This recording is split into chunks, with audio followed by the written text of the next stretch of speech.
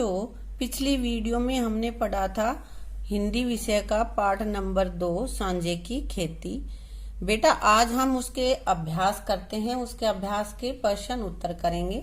तो बेटा सबसे पहले यहाँ पे प्रश्न एक लिखा हुआ है, कौवा रोज उसी पेड़ पर क्यों आने लगा। क्यों आने लगा था? तुमने कहानी पढ़ी थी तो बताओ मुझे, क्यों आने लगा था? क्योंकि वह चिड़िया से दोस्ती करना चाहता था, चिड़िया से दोस्ती करने के लिए। अगला क्वेश्चन हमारा है, कौवे ने क्या कहकर चिड़िया को खेती करने के लिए राजी किया। उसने क्या कहा कि हम खेती कर लें, कि खेती करने के बाद खाने के लिए इधर उधर घूमना नहीं पड़ेगा, अपने खेत से फसल आ जाएगी और फिर आराम से खा लेंगे।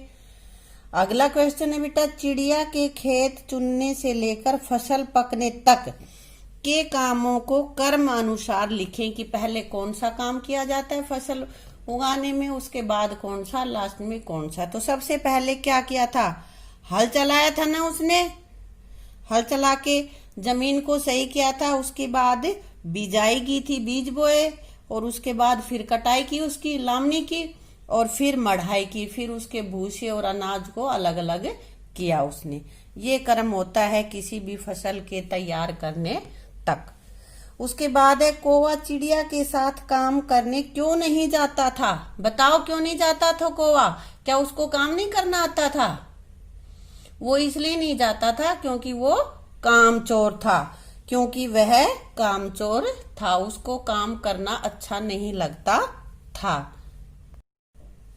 अब बेटा आगे का अभ्यास में ये तुम्हें खुद करना है। ये इसने पूछ रखा है कि भाई तुमने कभी कोई पेड़ लगाया है, क्या लगाया है, तो उस पेड़ का नाम बताओ, किस चीज का वो पेड़ है, कब लगाया था तुमने, उसकी कैसे देखभाल की, सारी चीजें लिखनी है, तुम अपने आप लिख लोगे। अब आते हैं हम व्याकरण के पोर्शन पे। यहाँ पे हमारा व्याकरण का पोर्शन आ जाता है। यहाँ पे लिखा हुआ है, चिड़िया ईमानदार थी। ईमानदार थी चिड़िया। इस वाक्य में ईमानदार शब्द ईमान और दार दोनों को जोड़ने से बना है। ऐसे ही कुछ और शब्द तुम्हें बनाने हैं, जैसे समझ जमा दार, क्या बनाया? समझदार। खबर जमा दार, खबरदार। दाग जमा दार, दागदार। पहरे जमा दार, पहरेदार। बेटा क्या करना है कि इन दोनों को इकट्ठा करके इधर लिख देना है हमें, और इनको जोड़ के क्या बनेगा इसको पढ़ना है। इनको सबको अपनी कॉपी में लिखना है तुम्हें। इसी तरह के हम और भी बना सकते हैं। अब आगे है, कोई ने आव देखा ना ताव, झट से उड़कर बबूले के ढेर पर जा बैठा। आव देखा ना ताव एक मुहावरा है। मुहावरा है ना, यानी कि छोटे से शब्दों में ही कोई बड़ी बात कह दी जाती, उसको हम मुहावरा ही कहते हैं, जिसका अर्थ है बिना सोचे समझे। आव देखा ना ताव का मतलब क्या है? बिना देखे समझे सोचे ऐसे ही कर दें। इस मुहावरे का प्रयोग करते हुए कुछ और वाक्य बनाओ। तो मैंने 2 बना रखे हैं यहाँ पे।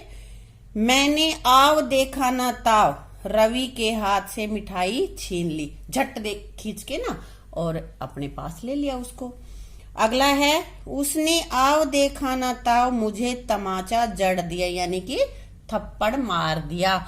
तो बेटा इसी तरह के 2 तो मैंने लिख रखे हैं, तुम चाहो तो और कितने भी बना सकते हो। आज ये पूरा अभ्यास हो गया है, ये सेकंड लेसन हमारा कंप्लीट हो गया है। आपको अपनी फेयर नोटबुक में हिंदी की में इनको उतारना है और उसको संभाल के रखना है, ताकि पेपरों तक वो काम आ सके। धन्यवाद।